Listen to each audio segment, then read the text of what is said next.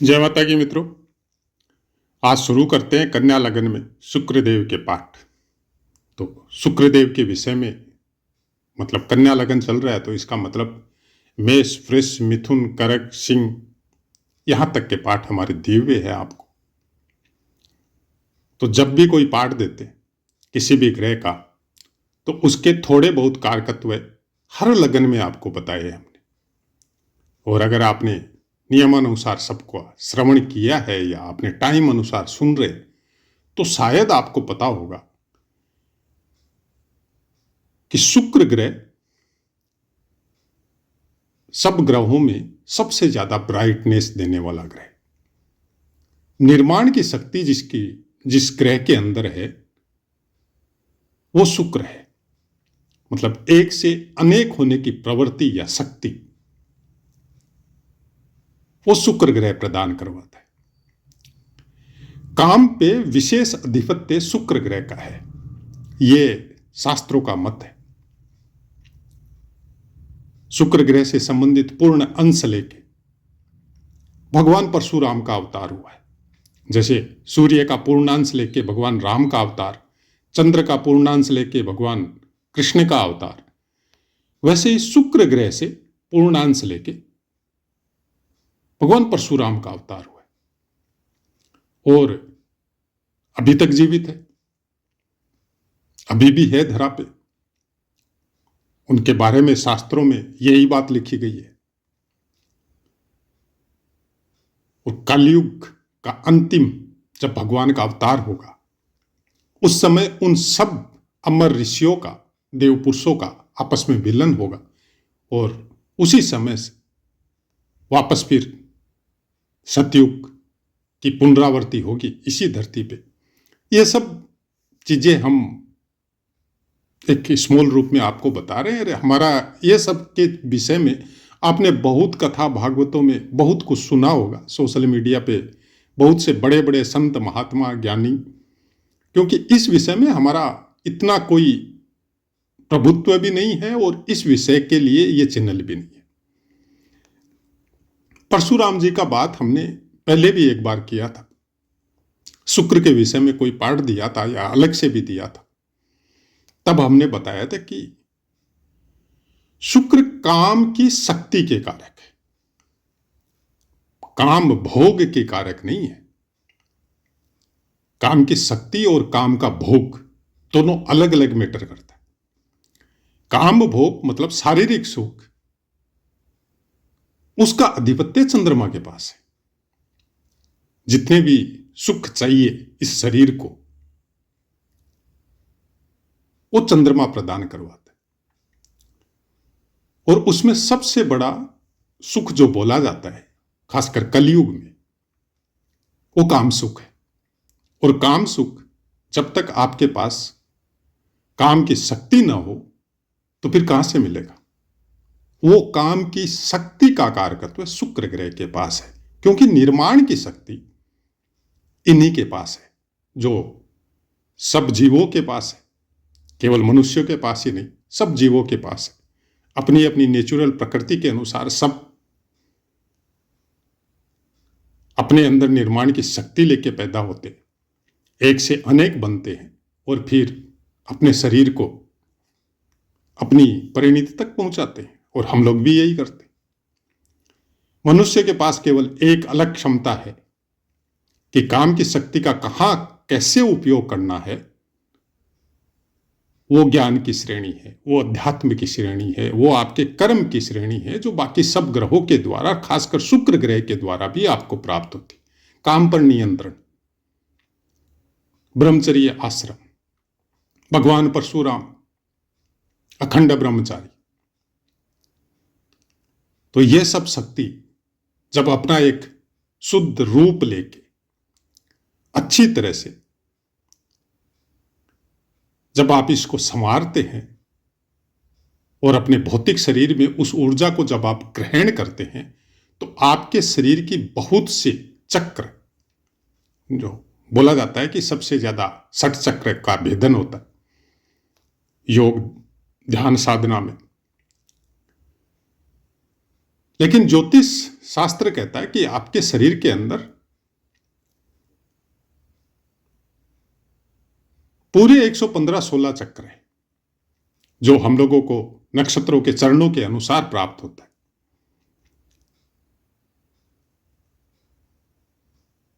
108 का जो अंक दिया गया है कि 108 माला के मनके होते, 108 नवमांश है, और बाकी भी हर जगह में 108 जो ब्रह्मांडीय एक सूचक है अंकों के अंदर, वो सब चीजें आपके शरीर में विद्यमान है। अब ऐसे पूरी तरह बोलने लग जाएंगे तो फिर शायद मेन विषय से हम भटक जाएंगे। तो शुक्र वो सब चीजों को एक्टिव करवाने वाली शक्ति का कारक है, क्योंकि निर्माण वाली शक्ति जब आपके शरीर को साधने में लगती है तो इंसान भगवान परशुराम के समकक्ष बनता है।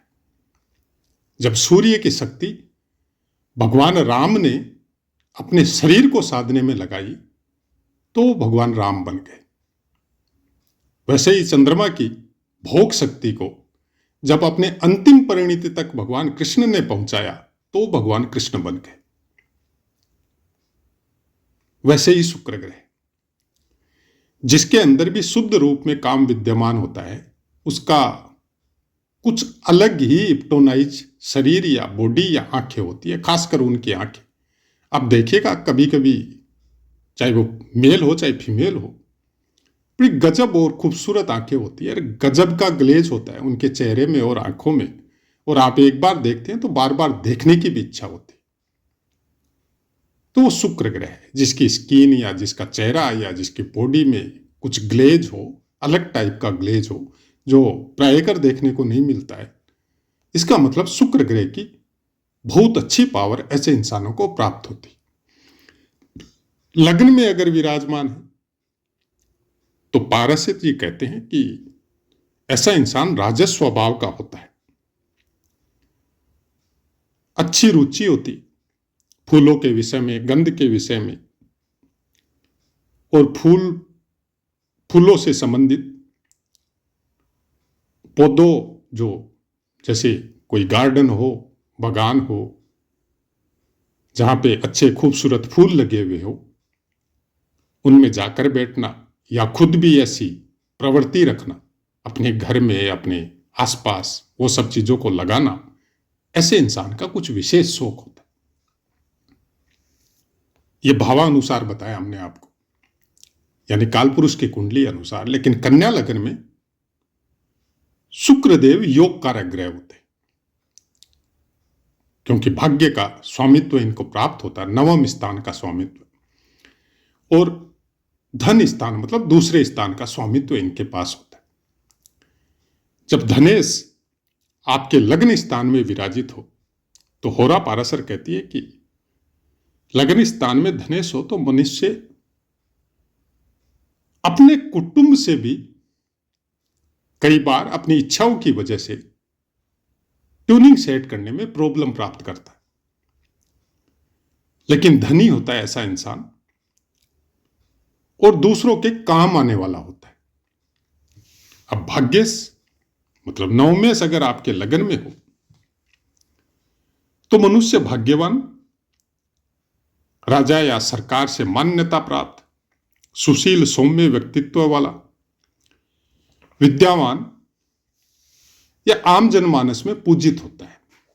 गुरु सदृश्य हो सकता है, अच्छा विद्वान हो सकता है, कोई राजकार्य में अच्छे पद पर हो सकता है, आम जनता के बीच में फेमस हो सकता है, जन या लोक नेता हो सकता है। ये सब बातें जितनी भी है ये सब पुस्तकों के अनुसार। अब शुक्रदेव को कोई बाकी दृष्टि तो है नहीं, एक ही दृष्टि है, सप्तम। सप्तम दृष्टि आपके सप्तम स्थान पे ही जाएगी, क्योंकि लग्न में विराजित है और कन्या राशि पे बैठे हैं, तो कन्या राशि के शुक्र को नीच भी बोला जाता है और दृष्टि जाती है अपने ऊंच स्थान पर। तो दृष्टि में भेद क्या है और नीचत्व का मतलब क्या है? नीचत्व का मतलब केवल इतना सा है कि आप ऐसे बोल दो कि ये नीच है। अब कुछ न कुछ पीड़ा आपको सुख भोगों में हो सकता है लगी हुई हो, लेकिन ऐसे इंसानों की पत्नी बहुत खूबसूरत और सती सावित्री टाइप का कर्म या चरित्र या संस्कार लेके आती है, और ऐसे इंसान अपनी पत्नी से कुछ विशेष स्नेह भी करते हैं। अब अपने धन स्थान से द्वादश विराजमान है, तो धन को प्राप्त करने के लिए,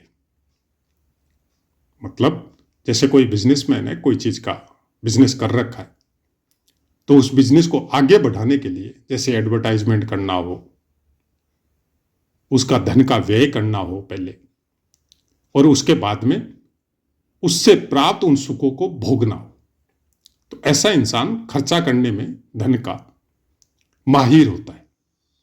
करेगा किस लिए? अपने शारीरिक सुख के लिए, क्योंकि लग्न में विराजित। तो ऐसा इंसान खर्चा करने में उस्ताद होता है। आपने देखा होगा कि ऐसे इंसानों के दोस्त या फ्रेंड सर्कल भी बहुत होते, उसमें मेल फीमेल कोई मैटर नहीं करता, ये सबके बीच फेमस होते, और खर्चे करने में, पार्टी करने में कुछ एडवांस होते, भाग्यश भी है। इसी प्रवृत्ति की वजह से इनका भाग्य स्थान भी जागृत होता है, क्योंकि आदमी का जब फ्रेंड्स, खासकर देखिएगा आप, शुक्र जिसका भी मजबूत होता है, उस आदमी के अगल बगल में बहुत से फ्रेंड होते हैं, उनके जानकार होते हैं, और ऐसों का जान पहचान भी बहुत बड़े बड़े आदमियों तक या बहुत दूर तक होता है। और उसी जान पहचान की वजह से ऐसे इंसान का भाग्य उदय भी होता है कि आप कोई स्टडी कर रहे हैं, कुछ ऐसी कॉलेज या ऐसी जगह में कर रहे हैं जहां पे बहुत बड़े बड़े उद्योगपतियों के या नेताओं के, मंत्रियों के बच्चे भी पढ़ रहे हैं, और उनसे आपकी फ्रेंड सर्कल अच्छी सेटिंग हो गई, अच्छा वातावरण आपके साथ हो गया।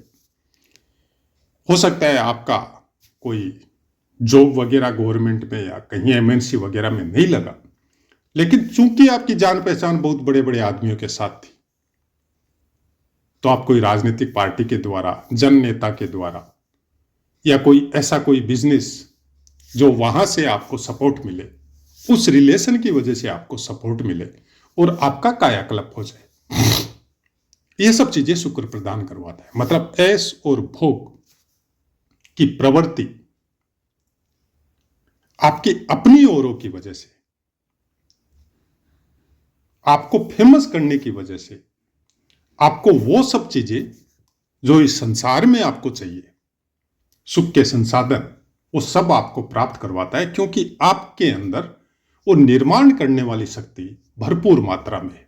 और उसी की वजह से न तो कोई थकान आती है, न मानसिक कोई टेंशन आती है, क्योंकि शुक्र सुख का कारक है।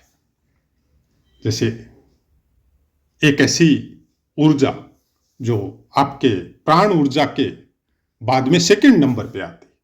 आप शरीर को अगर किसी में भी निर्माण करने की शक्ति है, तो जो जो बोला जाता है कि आत्मा, जीवात्मा, जो आपके कई कोषों के बाद में, मतलब मनोमय कोष हो, अन्नमय कोष हो, विज्ञानमय कोष, जो अलग अलग आपको आध्यात्मिक लेवल में पढ़ने को मिलता है, ये सब लास्ट में जाके वो अणु या वो परमाणु जो आपके अंदर विद्यमान है और पूरे शरीर को संचालित कर रहा है, वो भगवान का अंश है। उसकी न कभी मृत्यु होती है, न कभी वो अलग से जिंदा होता है। उसके बाद में दूसरे नंबर पे जो ऊर्जा है, वो शुक्र ग्रह की ऊर्जा है। अगर वो नहीं हो तो इंसान का या किसी भी जीव का जन्म लेना ही मुश्किल है। जब तक आपके अंदर, किसी भी जीव के अंदर अगर निर्माण करने की क्षमता नहीं है, तब फिर इस धरा पे उसका जन्म होना मुश्किल है। अब ये शक्ति उस शक्ति को जागृत करती है अगर आपने इस शक्ति के ऊपर कंट्रोल प्राप्त कर लिया तो। अच्छा, ये शक्ति कंट्रोल कैसे प्राप्त करेगी? खुद के ऊपर, गुरुओं के सानिध्य में, पारिवारिक संस्कार में, और बृहस्पति ग्रह और प्राण ऊर्जा के सबसे बड़े कारक सूर्य देव उसके सानिध्य में और ज्ञान के द्वारा ये ऊर्जा कंट्रोल में आती है।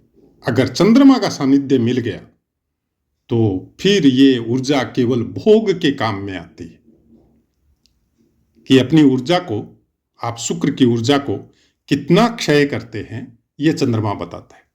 और पूरी सृष्टि का जो बैलेंस चल रहा है उसका सबसे बड़ा कारण चंद्रमा है। अब सब आदमी तो इस चीज को प्राप्त नहीं कर सकते, और वैसी व्यवस्था जो आदिकाल में थी कि गुरुकुल में गुरुओं के सानिध्य में पढ़ना पड़ता था, वहां रहना पड़ता था, और जो शिष्य थे वो अपने गुरु के पद चिन्हों मतलब गुरु के कर्मों को देखते थे। जब गुरु का कर्म बहुत अच्छा रहता था तो शिष्य भी उसी अनुसार अपने शरीर को, इस मशीन को ढालते थे, तब वो प्राण, वो जो शक्ति थी शुक्र की, वो मजबूत रहती थी। और उस समय भोग की प्रवृत्ति इतनी नहीं थी जो वर्तमान समय में देखने को मिल रही है। और उसी वजह से उस ऊर्जा के अत्यधिक क्षय के कारण जो रोगों की पुनरावृत्ति शरीर में होती है, उसका सबसे बड़ा कारण भी यही है कि आज छोटे छोटे मतलब 20-20, 25-25 साल के बच्चों को भी जिस तरह से रोग हो रहे हैं, रोगों की प्रवृत्ति बढ़ती रही है। ठीक है, खान पान की प्रॉब्लम है, आपके और भी कई से कारण हैं, लेकिन सबसे बड़ा कारण जो इम्यून सिस्टम है आपका, उस इम्यून सिस्टम में सूर्य के साथ शुक्र का योगदान है।